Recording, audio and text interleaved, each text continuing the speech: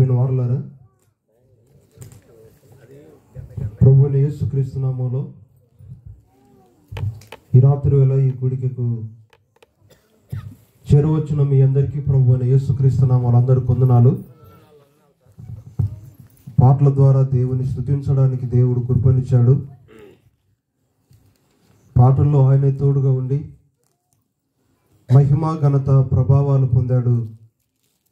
అందును బట్టి దేవుని స్తుతిస్తున్నాను. ఈ సమయంలో దేవుని వాక్యాన్ని ధ్యానం చేసుకుందాం. మన ధ్యానం కొరకై నిర్గమకాండం 15వ అధ్యాయం 26వ వచనాన్ని మనం చదువుకుందాం. నిర్గమకాండం 15వ అధ్యాయం 26వ వచనాన్ని చదువుకుందాం. మీ దేవుడైన యెహోవాకును శ్రద్ధగా విని ఆయన దృష్టికి న్యాయమైనది చేసి ఆయన ఆజ్ఞలకు విధేయులై ఆయన కట్టడలన్నిటిని అనుసరించి నడిచిన ఎడల నేను ఐగుప్తులకు కలగజేసిన రోగములలో ఏదియు మీకు రానియను, నిన్ను స్వస్థపరచు యెహోవాను నేనే అనెను. నిన్ను స్వస్థపరచు యెహోవాను నేనే అనెను. చిన్న మాట ప్రార్థన చేద్దాం. దేవా, మీ నామానికి స్తోత్రాలు. చదివిన నీ మాటలను మీరు జ్ఞాపకం చేసుకోండి. ప్రియ ప్రభు, మీ దాసుని బలపరచండి. మీ బూరగా వాడుకొని మహిమ పొందండి. చదివిన వాక్యాన్ని బట్టి స్తుతిస్తూ ఉన్నాం. చదవబోయే వాక్యంలో కూడా నీవే మాతో మాట్లాడవలసిందిగా ప్రార్థిస్తూ ఉన్నాం.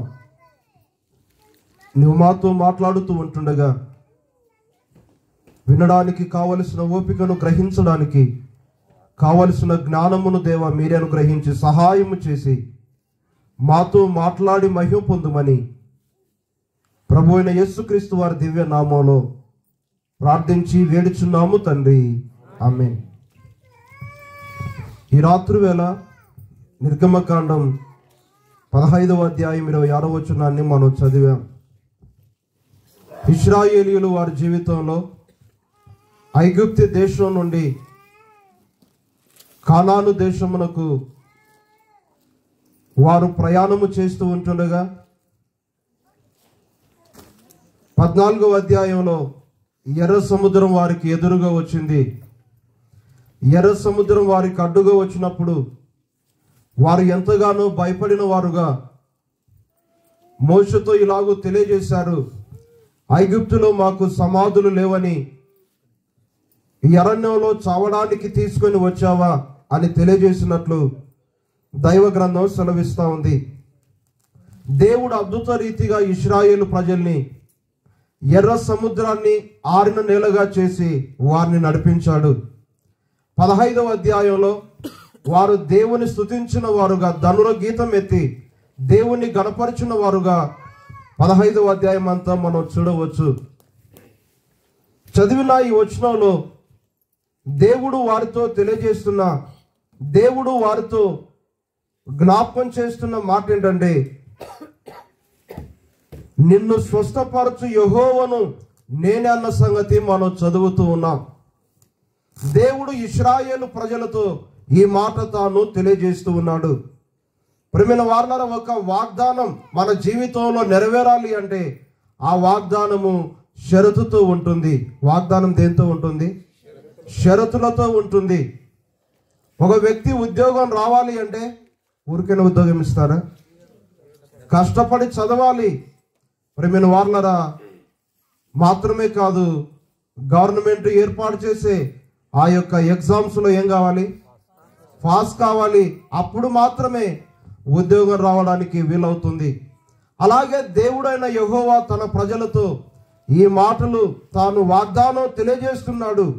ఐగుప్తు దేశంలో ఉంటుండగా అనేకమైన రోగాలు వచ్చాయి.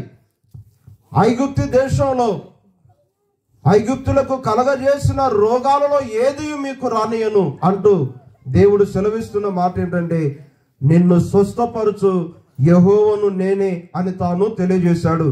షరతు ఏమిటి అని ఆలోచించినప్పుడు ప్రేమిన వారిని దేవుడు బాగు చేయాలి అంటే దేవుని మాట శ్రద్ధగా వినాలి. ఎవరి మాట శ్రద్ధగా వినాలి? దేవుని మాట శ్రద్ధగా వినాలి. మాత్రమే కాదు, దేవుని దృష్టికి న్యాయమైనది చేయాలి. ఏం చేయాలి? దేవుని దృష్టికి న్యాయమైనది చేయాలి. అంత మాత్రమే కాదు, ఈ వచనంలో వ్రాయబడిన మాట ఏంటండి? దేవుని ఆజ్ఞలకు విధేయత చూపించాలి. దేవుని ఆజ్ఞలకు ఏం చూపించాలి? విధేయత చూపించాలి. ఆయన కట్టడలు అనుసరిస్తే ఆయన బాగు చేసేవాడుగా ఉన్నాడు. ఈ రాత్రి వేళ ఈ మాటను బట్టి జ్ఞాపకం చేస్తున్న మాట ఏంటంటే, ప్రియమైన వారలారా, ఈ వచనంలో దేవుడు ఏమై ఉన్నాడు అని ఆలోచించినప్పుడు జ్ఞాపకం చేస్తున్న మాట ఏంటంటే, ఆయన పరమ వైద్యుడైన దేవుడు. ఏ దేవుడు? పరమ వైద్యుడైన దేవుడు. ఇప్పుడే మదిరెడ్డి బాబు గారు పాట పాడారు. ప్రియమైన వారలారా, ఏం పాడారు? తన చేతిలో రోగాలు లయమైపోవును, తన చూపుతో దయ్యాలు విలవిలనాలను, తన మాటతో ఆయన బాగు చేసిన వాడుగా దేవుని వాక్యం సెలవిస్తా ఉంది. ఆయన ఏమై ఉన్నాడు అని ఆలోచించినప్పుడు, నిన్ను స్వస్థపరచు యెహోవాను నేనే అన్న సంగతి మనం చూస్తూ ఉన్నాం. ఆయన పరమ వైద్యుడైన దేవుడు. ఏ దేవుడు? పరమ వైద్యుడైన దేవుడు. దైవ గ్రంథంలో మనం చూచినప్పుడు ఆయన అనేకులను బాగు చేశాడు. అనేకులను బాగు చేసినట్లు దేవుని గ్రంథంలో మనం చూడవచ్చు. ఆయన బాగు చేసే దేవుడు. మాత్రమే కాదు, ఇంకా ఇలాగూ దైవ గ్రంథంలో వ్రాయబడింది, ఆయన గాయపరిచి గాయము కట్టును. ఆయన ప్రేమిన వారనరా గాయము చేయును, ఆయన చేతులే స్వస్థపరుచును అన్న సంగతి దైవ గ్రంథం సెలవిస్తా ఉంది. ఆయన బాగు చేసే దేవుడు. ఆయన ప్రేమిన వారనరా బాగు చేస్తాడు అన్న సంగతి లేఖనము జ్ఞాపకం చేస్తా ఉంది. ఆయన పరమ వైద్యుడైన దేవుడు. దైవ గ్రంథం ఇలాగూ సెలవిస్తా ఉంది. మనం ఒక పాట పాడతాం, ఏంటంటే యెహోవా రాఫా. అంటే రాఫా అనే మాటకు అర్థం ఏంటంటే ఆయన బాగు చేసే దేవుడు, స్వస్థపరిచే దేవుడుగా ఉన్నాడు. పాత నిబంధన గ్రంథంలో మనము చూచినప్పుడు దేవుడు మిరియామును కుష్ఠరోగము నుండి బాగు చేశాడు. దేని నుండి బాగు చేశాడు? దేవుడు కుష్ఠరోగము నుండి బాగు చేసినట్లు సంఖ్యాకాండం 12వ అధ్యాయం, ద్వితీయోపదేశకాండ గ్రంథం 24వ అధ్యాయం 9వ వచనంలో మనం చదివితే, దేవుడు మిరియామును కుష్ఠరోగము నుండి ఆయన బాగు చేసిన వాడుగా దేవుని గ్రంథం సెలవిస్తా ఉంది. మాత్రమే కాదు, ప్రేమైన వారలారా, 2వ రాజుల గ్రంథం 5వ అధ్యాయం 14వ వచనంలో మనము చదివితే, దేవుడు నయమానును కుష్ఠరోగం నుండి బాగు చేశాడు. ఏ రోగం నుండి? కుష్ఠరోగం నుండి బాగు చేశాడు. యెషయా గ్రంథం 38వ అధ్యాయంలో మనం చదివితే, యూదారాజు అనే హిజ్కియా తన జీవితంలో మరణకరమైన రోగము నుండి బాగుపడ్డాడు. అనేక మంది దేవుని ద్వారా బాగు చేయబడ్డారు. ఘోరమైన వ్యాధితో ఉన్నటువంటి, ఘోరమైన రోగముతో ఉన్నటువంటి యోబును కూడా దేవుడు బాగు చేసినట్లు దైవ గ్రంథం సెలవిస్తా ఉంది. ప్రేమిన వారలారా, దేవుడు ఏమై ఉన్నాడు అంటే ఆయన పరమ వైద్యుడు. ఏ వైద్యుడు? ఆయన పరమ వైద్యుడు. ఆయన బాగు చేసేవాడుగా. ఒక మాట చదవండి కొత్త నిబంధన గ్రంథంలో, మత్తయి సువార్త 7వ అధ్యాయం 37వ వచనాన్ని చదవవలసిందిగా మనవి. మార్కు సువార్త 7వ అధ్యాయం 37వ వచనం. మార్కు సువార్త 7వ అధ్యాయం 37వ వచనం. ఈయన సమస్తమును బాగు చేసి ఉన్నాడు. దేన్ని బాగు చేశాడు? సమస్తమును బాగు చేసిన వాడుగా ఉన్నాడు అని దైవ గ్రంథం సెలవిస్తా ఉంది. ఆయన బాగు చేసే దేవుడు. ఈ వచనం జ్ఞాపకం చేస్తున్న మాట ఏంటంటే, ఈయన సమస్తమును బాగుగా చేసి ఉన్నాడు. ఆయన సమస్తమును బాగు చేసే దేవుడుగా ఉన్నాడు. బాగు చేసే దేవుడుగా ఉన్నాడు. ప్రేమైన వార్లర దేవుడు పరమ వైద్యుడు అని దైవ గ్రంథం సెలవిస్తా ఉంది. ఆయన బాగు చేశాడు. ప్రేమైన వార్లరా, ఇలాగూ జ్ఞాపకం చేస్తాను, ఆయన ఎలాగున బాగు చేశాడు అని ఆలోచించినప్పుడు చెయ్యి చాపి ముట్టి బాగు చేశాడు. ఎలాగూ బాగు చేశాడు? చెయ్యి చాపి ముట్టి. మత్తయి సువార్త 8వ అధ్యాయంలో మనం చదివితే, కొండ మీద నుండి ప్రభువారు కిందికి దిగి వస్తున్నారు. ఒక కుష్ఠరోగి ఆయనకు మ్రొక్కి, ప్రభువా నీకిష్టమైతే నన్ను శుద్ధినిగా చేయి అని ప్రభువుని అడిగాడు. ప్రభువారు నాకిష్టమే, ఆ వ్యక్తిని తాకి ఆ వ్యక్తిని ముట్టుకొని నాకిష్టమే నీవు శుద్ధుడవు కమ్మని చెప్పిన వాడుగా దైవ గ్రంథం సెలవిస్తా ఉంది. ఈ మాటను బట్టి జ్ఞాపకం చేస్తున్న మాట ఏంటంటే, ఆయన చేతిలో స్వస్థత ఉంది. ఏమిట్లో స్వస్థత ఉంది? ఆయన చేతిలో స్వస్థత ఉంది. అదే మాటకు మరొక సంగతి జ్ఞాపకం చేస్తూ ఉన్నాను. ప్రేమైన వార్లరా, ఆయన స్పర్శలో కూడా శక్తి ఉంది, బాగు చేసే శక్తి ఉంది. మాత్రమే కాదు, ఒక స్త్రీ తన జీవితంలో తనకు కలిగినదంతయు వ్యయపరుచుకొని ఇక ఎంత మాత్రము ప్రయోజనం లేక మరింత బాధపడింది, మరింత సంకటపడింది. ఆ స్త్రీ తన జీవితంలో యేసు క్రీస్తును గురించి వినింది. ఆమె ఏమని ఇలాగనుకుంది? ఆమె ఏమనుకుందంటే, నేను యేసు దగ్గరకు వచ్చి ఆయన వస్త్రపు చెంగును నేను ముడితే బాగుపడతాను అనుకుంది. ప్రేమైన వార్లారా, వెళ్ళి ఆయన వస్త్రపు చెంగును ముట్టగా బాగుపడినట్లు దైవ గ్రంథం సెలవిస్తా ఉంది. ఆయన చేతిలో ప్రేమైన వార్లారా స్వస్థత ఉంది, ఆయన వస్త్రములో స్వస్థత ఉంది. మాత్రమే కాదు ప్రేమైన వార్లారా, ఆయన స్పర్శలో కూడా స్వస్థత ఉంది. ఆయన బాగు చేశాడు. మరొక సంగతి ఏంటంటే, ఆయన ఉమ్మితో కూడా బాగు చేశాడు. దేంతో బాగు చేశాడు? మన ఉమ్మి అయితే ప్రేమైన వార్లారా, మన ఉమ్మి బ్యాక్టీరియా 2019, 2020లో గవర్నమెంట్ ఒక విధి విధించారు. ఏంటంటే, ఎవరు కూడా ఎటు పడితే అక్కడ ఉమ్మి వేయకూడదు. మన ఉమ్మిలో బ్యాక్టీరియా ఉంది. మన ఉమ్మిలో అనేకమైన రోగాలు ఇతరులకు వ్యాపించవచ్చు. ప్రేమైన వార్లారా, ఆయన ఉమ్మిలోనే శక్తి ఉంటే, బాగు చేసే శక్తి ఉంటే, ఆయన వస్త్రంలో బాగు చేసే శక్తి ఉంటే, ప్రేమైన వార్లారా ఆయన స్పర్శలో బాగు చేసే శక్తి ఉంటే, ఆయనలో ఎంత శక్తి ఉంటుంది ఒక్కసారి ఆలోచించవలసిందిగా ప్రభు నామంలో ప్రేమతో జ్ఞాపకం చేస్తూ ఉన్నాను. అందుకే దైవ గ్రంథం సెలవిస్తున్న మాట ఏంటంటే, నిన్ను స్వస్థపరచు యెహోవాను నేనే. ఆయన బాగు చేసే దేవుడు.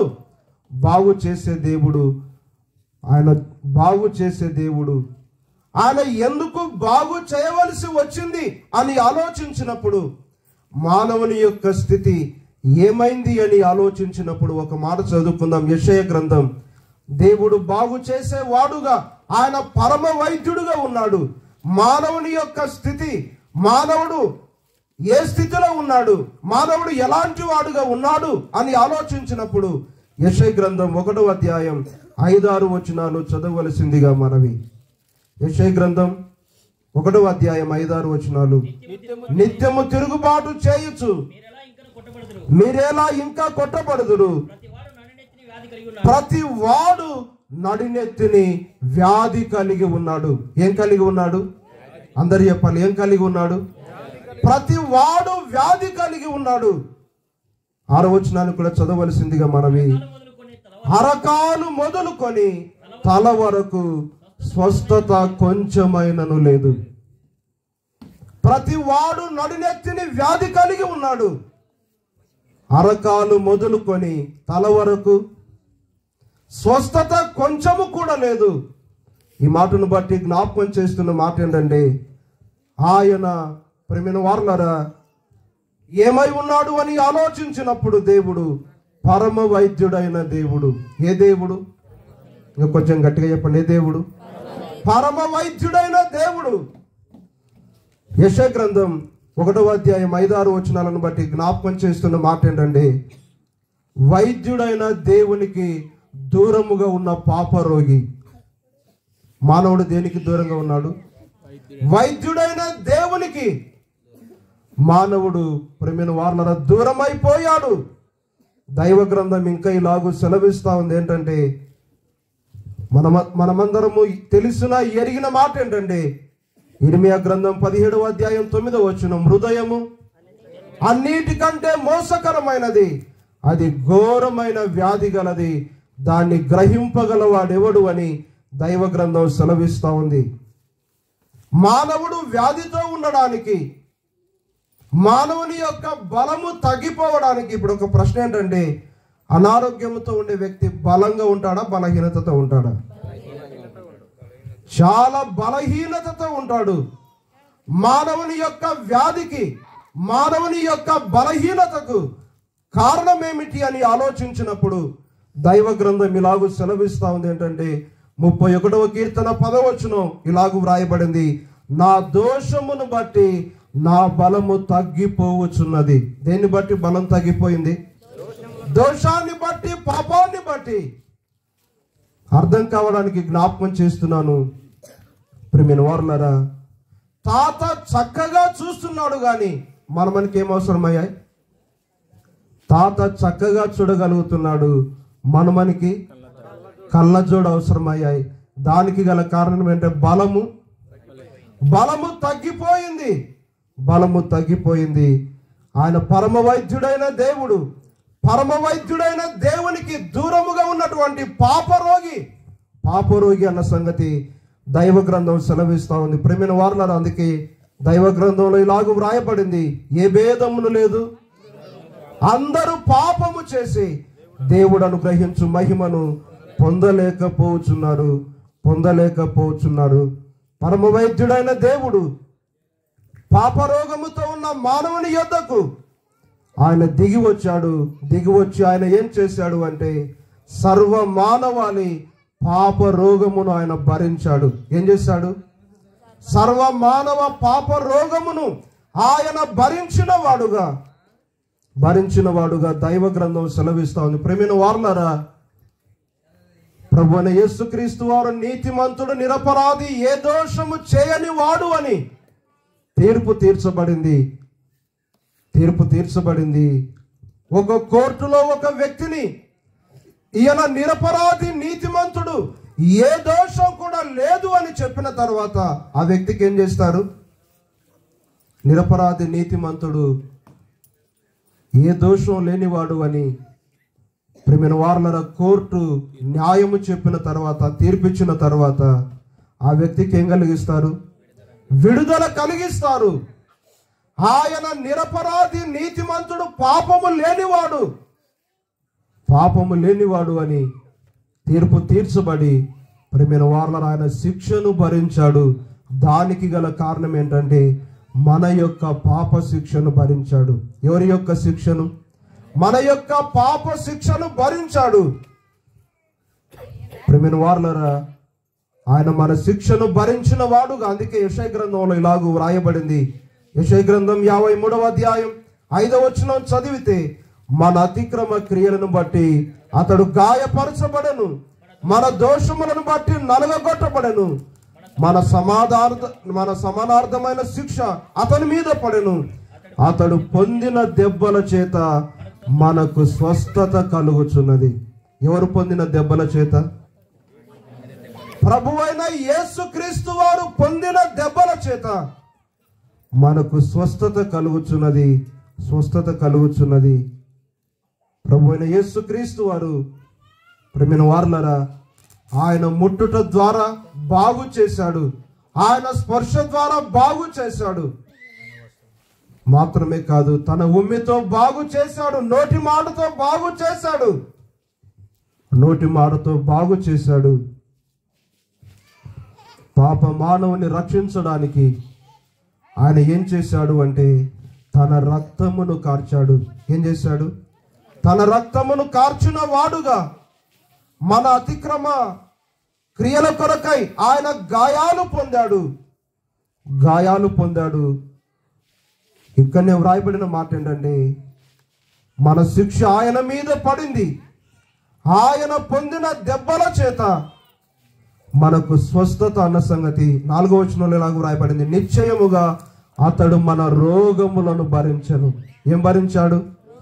ఆయన మన రోగాలను భరించాడు. మన పాపాన్ని ఆయన భరించిన వాడుగా పరమ వైద్యుడైన దేవునికి దూరమైపోయిన పాప మానవుని ఆయన రక్షించడానికి ఈ లోకానికి వచ్చి ఆయన తన రక్తమును కార్చాడు. దైవ గ్రంథం ఇంకా ఇలాగూ సెలవిస్తా ఉంది. కాబట్టి ఆ పిల్లలు రక్త మాంసములు గలవారనందున ఆ ప్రకారమే మరణము యొక్క బలము గలవారిని అనగా అపవాదిని మరణము ద్వారా నశింప చేయుటకు జీవిత కాలం అంతయు మరణ భయము చేత దాస్యమునకు లోబడిన వారిని విడిపించుటకు ఆయన కూడా రక్త మాంసములలో పాలివాడయ్యాడు అని దైవ గ్రంథం సెలవిస్తా ఉంది. మనము మరణ భయము చేత పాప భయము చేత ఉంటుండగా ఆయన విడిపించడానికి లోకానికి వచ్చాడు. ఆయన మన రోగాన్ని భరించిన వాడుగా ప్రభు అయిన యేసుక్రీస్తు వారు ఏమై ఉన్నాడు అని ఆలోచించినప్పుడు ఆయన బాగు చేసేవాడు. దైవ గ్రంథంలో జరిగిన సంఘటన జ్ఞాపకం చేసి ఈ వాక్యాన్ని ముగించుకుందాం. ప్రియమైన వారలారా, మార్కు సువార్త 5వ అధ్యాయంలో మనం చదివితే సేనాదయము పట్టినవాడు కనబడతాడు.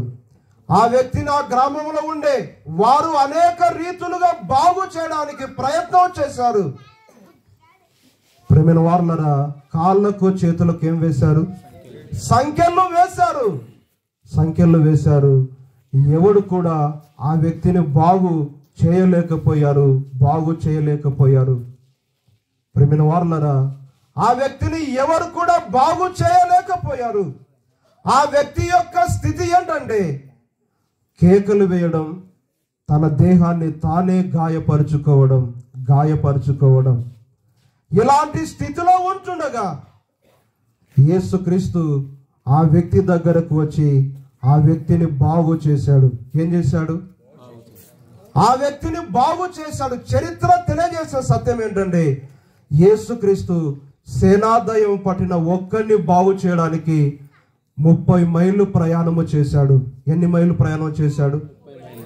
ప్రియమైన వారలారా, సేనాదయము పట్టిన ఆ వ్యక్తిని బాగు చేయడానికి ఆయన 30 మైళ్ళు ప్రయాణము చేసి వచ్చాడు. ఆయన మన జీవితాలను బాగు చేయడానికి పరలోకాన్ని విడిచి ఈ భూలోకానికి వచ్చాడు.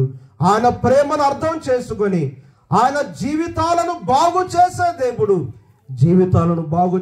దేవుడు సేనాదయము పట్టిన వ్యక్తిని ఆ గ్రామస్తులు బాగు చేయాలి అనుకున్నారు. ఎవరు కూడా ఆ వ్యక్తిని సాధుపరచలేకపోయారు. యేసుక్రీస్తు ఆ వ్యక్తిని దర్శించి ఆ వ్యక్తిని బాగు చేశాడు. ఆ వ్యక్తి కోసమై 30 మైళ్ళు ఆయన ప్రయాణము చేసి వచ్చి బాగు చేశాడు.